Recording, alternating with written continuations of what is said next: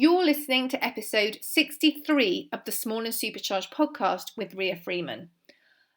Calling anyone who loves a little bit of branding, design, foil, anything like that, today's podcast is for you. I was lucky enough to catch up with Fiona Humberstone, who you might know better as the Brand Stylist. I first found out about Fiona, I think it was through her first book, How to Style Your Brand, which is just a thing of beauty. And it goes far beyond the kind of what fonts or colours you should use, and actually really gets into the psychology and the thought behind that. But also she then has a second book, which I've also got, called Brand Brilliance, which is just beautiful. And has done a number of online courses, two of which I have actually done. So I'm a massive fan of Fiona. I'm a massive fan of the way she looks at things, and I just adore her design prowess, I think is probably the word. But also more than actually what she does, what she teaches and how it all fits together. And I am so excited to be able to share this with you today. So I hope you love this episode. As always, if you listen, please screenshot, share to stories, tag me and tag Fiona, who is the Brand Stylist. We'd love to see. Thanks so much for listening. So welcome to today's Small and Supercharged podcast. And I am so excited about this amazing guest. It is Fiona Humberstone, aka the Brand Stylist. Thank you so much for coming along and being part of this ordeal. Thank you for asking me. So can you introduce yourself to people who may not have heard of you? Yes. So I run a company called the Brand Stylist, and I'm really about empowering entrepreneurs to create incredible brands. So I don't do the design work anymore. What I do is I write books, I run workshops, retreats, online courses, and everything I do is about giving entrepreneurs the power to create a brand that they can be proud of, and more importantly, will support them commercially. But I mean, you're the author of two books? Yes.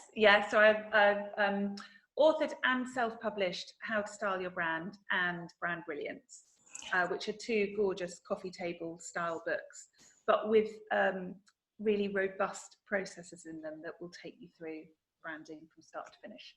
No, absolutely. And I will be giving one of each book away when the podcast comes out, because they are beautiful. And I have both of them and I love them, and I think I've recommended them to everybody. Because branding is such a big thing for everyone, and it's more than just a pretty logo, isn't it? How do you see brands and how it's part of the business in a really integral way? So I would think branding is what people expect, experience and remember about your business. And there's loads of people kind of get very upset about branding's not logo, and lots of definitions and lots of things that even I've been doing this 20 years, and even I look at some kind of branding terms and I'm like, what does that mean? I mean, genuinely, it doesn't matter. What matters is that I think you create a business that works for you, that plays to your strengths, that creates the kind of work and the kind of, I hate to use that word lifestyle, but some of us work to pay the mortgage, and I put myself in that camp. Some of us work for our own personal fulfillment, and ideally you would be doing both. And I think that a business, it's not a business if it's not making you money. So ideally it is something that is financially successful and makes you proud, and your brand can have a massive part of that.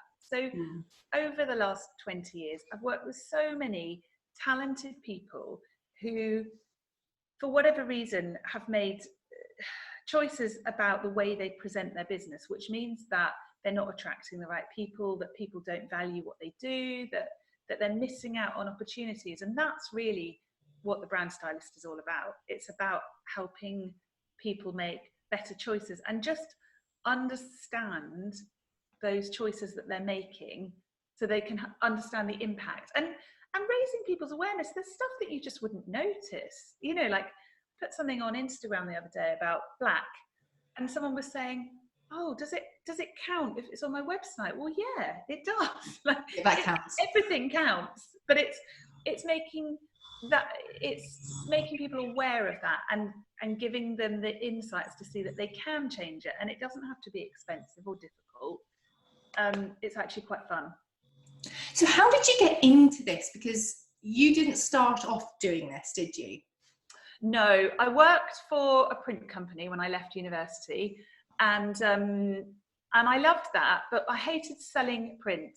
And the thing that really excited me was talking to all these people that were starting up businesses and catching, people that are launching a business. They're so passionate about what they're doing. It's really exciting. You've got this big vision for where you're going. And I was like, yes, I can see how that could look. And that was the bit that got me really excited. And then I worked for this company for 4 or 5 years, had a baby a bit earlier than I expected, and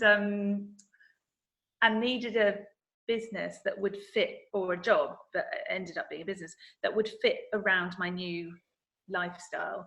So I actually bought a franchise from this print company, because it kind of seemed like the most dead cert way of being able to pay the mortgage.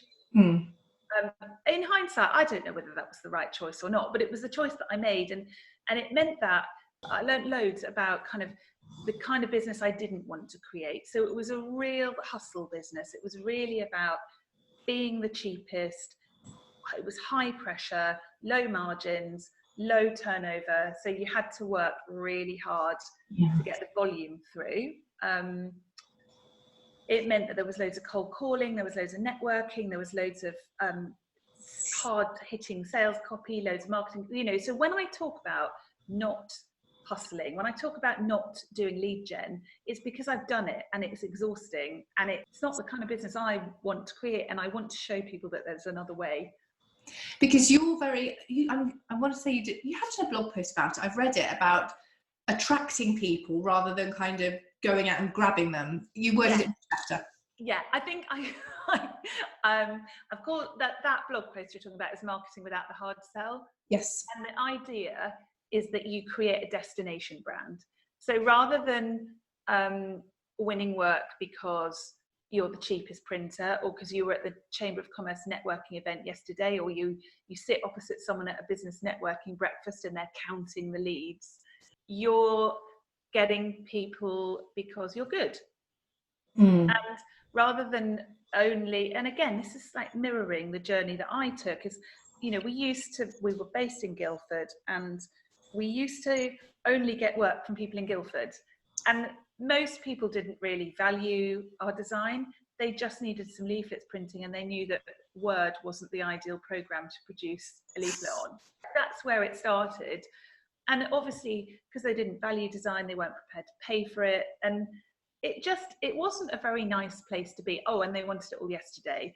And, I would find that the marketing person was late, and the copywriter was late, and they were late paying their invoice, but the exhibition was still where the exhibition was. And so it was all squeezed, and it just was a horrible way to work.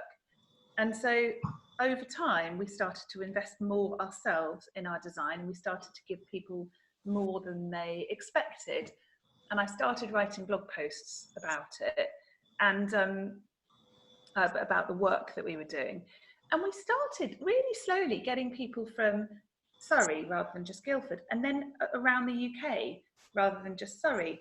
And kind of before we knew it, we had this really thriving branding agency that was winning work because we were good and because we had a style, rather than because we were convenient and cheap and local. Which also means you don't have to compete on price. You can be... No, we could buy ourselves enough time to do a great job. And that meant that because we'd done a great job, the next job we did, we bought ourselves even more time. We did an even better job. And that passion and pride and flair that we were putting into our work meant that suddenly business was a joy. And so I sold that company in 2012, and we had clients, and had been for a couple of years, from all around the world. And like now that doesn't sound very impressive, because now everyone's sort of aware because of Pinterest that you can work with people all over the world. But in 2010, 2011, 2012, that was unheard of. Amazing. I know you're completely right. I think we take for granted so much now that we are connected to literally billions of people on Facebook. Yeah. It's not unusual with people all over the world. And I'm sure with particularly your online courses, I imagine you've got people everywhere. Yeah, which is one of the things I love about it. As you say, something that we kind of expect now, but back then, 2010, 2012, not so much at all. No, you kind of felt like you had to be able to go in and stand over your designer's shoulder to get what you wanted. And I think I changed that as well. I changed that about the way we were working. So I started not to ask people how they wanted their designs to look. I started to ask them to tell me about their business, where they wanted to go. And then I would say to them, okay, well, based on what you've said, you need something that feels like this. And so we took back control over that process, which again is what I encourage people to do, because you're the expert. It doesn't matter what you do, whether it's design or marketing or web or whatever. You're the expert, and your clients, the ones that value the design, they're coming to you for that reassurance and for the benefit of that expertise. And was then that how you transitioned into Brand Stylist? Because you sold the business, was it 2012 you just said? 2012, and then I had Poppy, my youngest, who's now 6. And I had 2 years off because I'd launched the business when Ellie, who's now 15, was 9 months old. Wow! And I'd had Jasper, who's 11 next week. I took 6 months maternity leave with him, but I'd never really been able to stop, and I desperately wanted to not work. So I had 2 years of just doing up our house and the garden. It was lovely. And then I needed to work. So I started the Brand Stylist, and I can really remember being sat in my friend's kitchen and thinking about the kind of business I wanted to create. And I knew I never wanted staff again. I never wanted the overheads of an office or any of that stuff. And I just wanted to work when Poppy was asleep. That was it, 2 hours a day. And I was really clear on my boundaries. I knew, the big two were at school. I wasn't going to work in the holidays. So I kind of created a business that would do that. And I can remember saying to this friend, I want to do the brainstorming and I want to help people get the right look, but I don't want to do the design. And I'm not sure that anyone will pay for that. And they were like, they so will. But I just, I didn't have that confidence. And I also thought I would be more of a branding blogger, which I suppose in a way I have been, but I don't write many blog posts, but there's tons of resources on the blog and I love doing that. I think I sort of thought I'd be a bit more of a journalist, if that makes sense. Okay. And I would produce tons of content, because again, like 2012, 2014, I was reading blogs like Decorate, who was producing tons of content on a daily basis. And the world's changed so much, hasn't it? All these other platforms, that that's not really where I put my time. But yeah, that's where it came from, that desire to help those people. I had loads of friends while I was off on my sabbatical where they were starting businesses and they were asking me for advice, and that's where the consultancy idea came in. So it was just about pulling together my favorite bits and not doing the things that I didn't enjoy. And actually it's quite interesting, because that is sort of, when we talk about now like lifestyle businesses, that's kind of the definition of it. It's in terms of you're making it work around your actual life. I know you still do have the kind of school holidays off, don't you? Yeah, I do. I do think lifestyle, I mean, I don't really like any of these labels, mumpreneur, lifestyle, all that. It's not the right, no, I know what you mean. They're quite, well, only because I think they're quite derogatory. So I do have a lifestyle business, in that you're absolutely right. It's work that I love to do and it fits around my life. But genuinely, I think everyone should have that, and the implication with lifestyle business is that you prioritize your life over your financial success, and you do, but there's this kind of tacit understanding that it means that you won't earn very much money. Yeah. And my business, I'm sure that if I threw 70 hours a week at my business, and I had 12 staff, it could be a lot bigger than it is. And that's a constant, like, oh, should I be doing this, or should I be or not even should I be, but I'm very conscious that my business could be massive if I wanted it to be. But actually, it's far more important to me that I'm not lying awake at night worrying about how I'm going to pay the staff overheads, or dealing with staff dramas, or all of that side of it. But my business, it pays the mortgage, and it creates lots of opportunities for us as a family to travel, and the kids to do exciting things. So I don't think it has to be one or the other. And I think there's this kind of just expectation that as a working mum, you'll either lean in and give up your entire life, or you'll just get a bit of pin money, whatever the word is. Yes, no, I know exactly what you mean. There was I was listening to a podcast with Rachel Hollis. I don't know if you follow her. No. And she's an American powerhouse, to be honest. But she was saying she would go, her husband had a very high profile job, and she'd go to places and they'd ask her what she's doing. She'd be like, oh, I'm a blogger.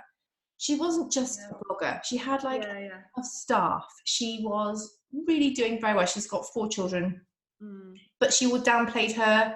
I don't know whether that's us as kind of females, kind of like, oh, we would just do this. Yeah. But actually, if people had dug a bit deeper, they'd have seen that she was actually making really good money. She was doing really things. Yeah. But just a blogger, like a lifestyle business to fit around the children. Yeah. But it wasn't just that. Yeah, exactly. Really interesting. Yeah, yeah. I think I first got to know about you because of your first book, and your focus on colour psychology I found really interesting. And it was something I hadn't thought of before when thinking about branding and how that all developed. So how did you get into that? Just by chance. So the woman that developed this theory, which is incredible, is a lady called Angela Wright, and she's a proper psychologist. The theory's been, I think it's the University of Leicester or Lancaster that kind of ratified all her thinking. And she trained Karen Haller, who's got a book out at the moment on, I think it's the Little Book of Colour Psychology, or the Little Book of Colour, and Bernays Leighty, who was a client of mine. And at first I found it really restrictive. We design leaflets and stuff for Bernays, and she'd be like, oh no, you need to add this colour cream into the background of my leaflet or it won't work. And I found that really quite uninspiring, because I wanted to prioritise what looked beautiful over what was sort of scientifically correct.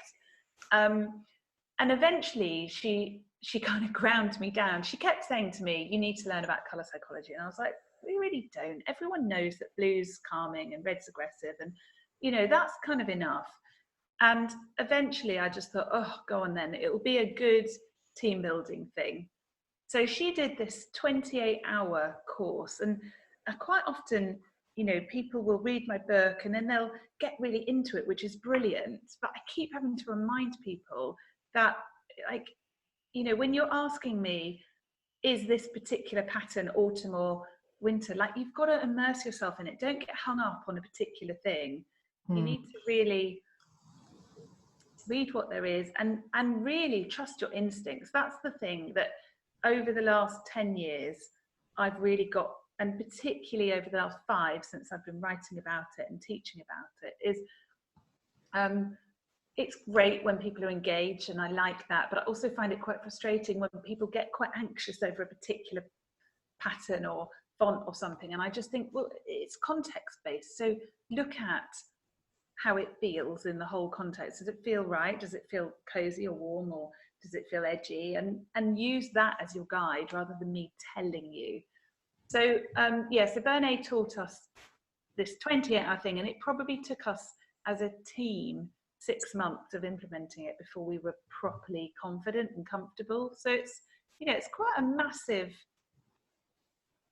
theory, and it's quite it's really powerful, because what it does is branding's really subjective. It often comes down to, do I like it, do I not? And what this really did for us was helped us think, right, well, if that brand needs to feel I don't know, creative and inspired and approachable, then these are the types of shapes we need to use. These are the colours we ought to use. These are the styles of font. It just helped us be more focused. But actually, rather than it being frustrating, like I'd found years ago when Bernay had been quite prescriptive about the colours, I actually found that because we had that underlying sense of confidence that it was going to work, we could actually push the boundaries a bit more, and we could actually add a lot more flair in.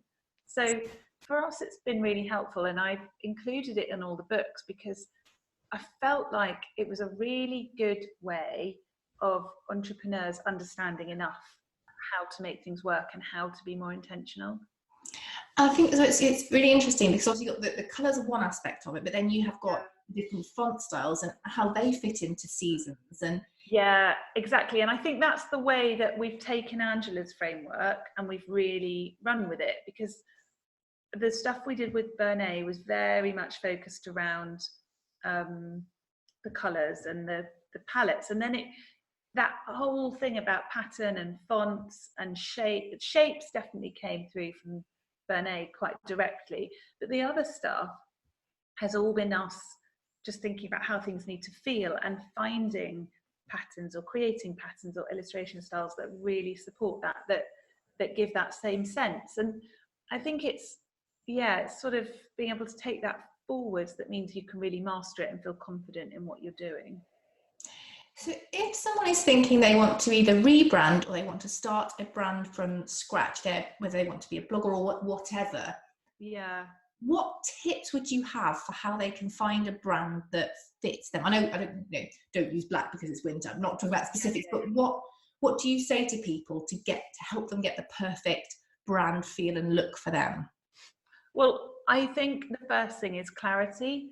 So, being really clear about what sets your business apart, who you want to be selling to, and what you want to be known for.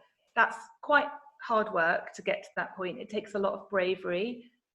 It's kind of the opposite to what you think. So you kind of think, well, I need to create a business that appeals to everyone. I want as wide an audience as possible. I want to sell to as many clients as possible. And actually, like, there are gazillions of people around the world, so you don't need to sell to everyone. What you need to do is create a really, really, really loyal band of followers in a particular niche, and you need to offer something that your competitors can't or don't or won't, and you need to be able to deliver with bells on. So that clarity is really the hardest thing to get to. And that's the bit that we often kind of skip over it and go straight to the designer, and we end up then with something that, maybe is generic, maybe it isn't. But either way, if you haven't given your designer a really clear brief on where you want to take your business commercially, they can't possibly create you a standout brand identity. And if they do, it might be standing out for the wrong reasons. The designer's job is to create something that supports where you want to go commercially. So give them all the clarity. So that's the hardest bit. Then it's quite easy, because then it's just a case of saying, right, well, if we want to be known for X, Y, Z, this is what that looks like, and it becomes quite easy from there. That's really interesting, actually. And I think if people can get their vision sorted generally, not just from a design point of view, but if they know actually where they're heading, like goal setting, they've got that trajectory. But it's interesting because do you see your business as quite niche? I was having a discussion with a friend yesterday actually about like niche and niche, because a lot of people listening to this podcast are equestrian and country. Yeah. But I mean, for example, the stuff that I do isn't just equestrian and country. It works for everything. So where do you see yourself? Because you are, to my mind, I am in a creative niche, but the fact that our paths have overlapped. Yeah. Do you know what I mean? Yeah. I mean, I think I've got a particular aesthetic. I've got a particular view on the world. And I'm quite clear. I think as an author, my niche is very broad. particularly with How to Style Your Brand, because I kind of deliberately designed that so it didn't look too niche. I wanted it to have pretty mass appeal. But actually my consultancy and my workshops, they attract a very particular demographic, and it does tend to be the lifestyle businesses. I focus on consumer and lifestyle businesses. I don't tend to work, for example, with coaches or service-based businesses. It's the products that I can really get my teeth into that I'm most excited about. And quite luxury often, isn't it? It's always luxury, because I cannot help wanting people to elevate. I can't help wanting to kind of push it to the next level. So that, there's lots of stuff in my blogs where I'll talk about kind of thinking bigger or elevating what you're doing. And that, it's part of me, isn't it? It's who I am. And it's I guess, it doesn't mean that if somebody wants to run a car tire sales company that there won't be something that they can find on my blog, but it's not really geared up to speak to that person. But that's really, I find it a bit too flowery. But it's really interesting that actually some aspects of your business are less niche, like your book, and but as you say, in the consultancy you do and the more one-to-one and the more focused stuff, and probably the people that come on your retreats, they're very specific. And that's partly because I have tightened up as my business has grown older. So How to Style Your Brand, I published in 2015. So we're almost at the end of 2019. So 4.5 years on, I'm much clearer and braver around who I want to be working with. And also, one-to-one work, you're really putting a lot of yourself into that, aren't you? Whereas a book is, I still think it's pretty focused, that book. It's pretty focused on lifestyle businesses. It's pretty focused on consumer. It absolutely applies to service businesses. And funnily enough, having said I don't work with service companies, I've just launched that Elevate program, which is directly aimed at other brand designers that want to up their game. So I love doing quite specific stuff like that. I think it's, you don't want to niche so tightly that it's commercially unviable. But it's interesting to see different bits of your business do different things. It's all under the same umbrella. But I thought it was strange. So I was actually having a discussion about niches and kind of micro niches yesterday, and it was just, and I know, as you say, when you have got your niche and your target customer or your customer avatar or whatever you phrase in mind, it's easier to make sure that what you're doing is more likely to attract them. I think so. And I think rather than saying I don't work with XYZ, sometimes it's just about knowing who that muse is, who your target client is, and being able to speak, directly to them, really with passion and flair and confidence. And then you'll find that you attract a wider net of people, but you've got a core group of people that are really excited about what you're offering. And I think that's where the value and the sustainability of your business lies, rather than trying to have branding could appeal to anyone, couldn't it? Any size of business. And there's loads of businesses that I've come across in my past who don't value branding, that don't want to spend the money on it. That's fine. I'm not for those people. And even How to Style Your Brand, which is relatively broadly niched, if I think back to all those people I used to network with at the Chamber of Commerce, 90% of them aren't going to be responding to that type of book, because they don't want to savor their branding. They just want to commission a logo, shove it at the bottom of their email, job done. And that's fine. That's absolutely fine. Put your effort into cold calling and all those other things, because there's lots of ways to run a business. I think that's a really good point as well. It's very much horses for courses, isn't it?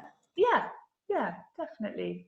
So if somebody wants to find out more about you, find out about your book, courses, where can they find out all of the things? Where can they find you? So my website is thebrand-stylist.com. Okay. And I'm on Instagram as @thebrand_stylist as well. But with anyone listening, if anything that Fiona's spoken about, you've got all that's interesting. The blog is incredible. So the website, there's a blog on the website, and I have got 2 of her courses that I've done. I think it's like 80% of one and 50% of the other. But I love them, and when I go, I feel very inspired. But they are incredible, and they're not the cheapest courses I've done, but they are genuinely the best. Oh, that's nice. Thank you. As somebody who is slightly tight on things, just because I like value for money, but I've done much cheaper courses and felt like I've been ripped off. But there's so much in your courses, and it's a thing of beauty. I've actually launched an online course on the Thinkific platform because I saw how beautifully yours worked, how easy it was. What's your course? It's about it's helping horse riders improve their social media and reach out to people and kind of get sponsorships and brand ambassadorships. So it's very different to yours, but I loved the actual platform you used as a user and found it really good. But I mean also the videos and the quality of your videos and the imagery, and it's the course is a thing of beauty, let alone actually the information in it. I think that's part of learning though, isn't it? I mean, I do invest a lot of money in the edit and the structure. I work with an educational specialist on every single course to make sure that people will get what they need to get. I'm really sort of clear on what each one's going to deliver and making sure that people get that. And I think part of that is having gorgeous photography and beautifully designed downloads. And, I can do lots of that myself. I'm lucky, but it makes it fun for me as well. And they genuinely are amazing course. If you're interested in like branding and the ideas behind it and how it can really help to elevate your brand, I would definitely go and have a look at the blogs, go and see what's going on, sign up to Fiona's newsletter, crack on with that. Hasn't paid me to say this at all, but it's genuinely, I do speak to people so much if they have any branding questions. I'm like, have you got that book? You need to. And that leads on. So thank you so much. You're a star. And as I said, there'll be an Instagram competition launched the evening this goes live, so where people can win both of the books. Thank you so much for joining me. I massively appreciate your time, and feeling very inspired now. Oh, good. Thank you. It's been lovely to chat to you.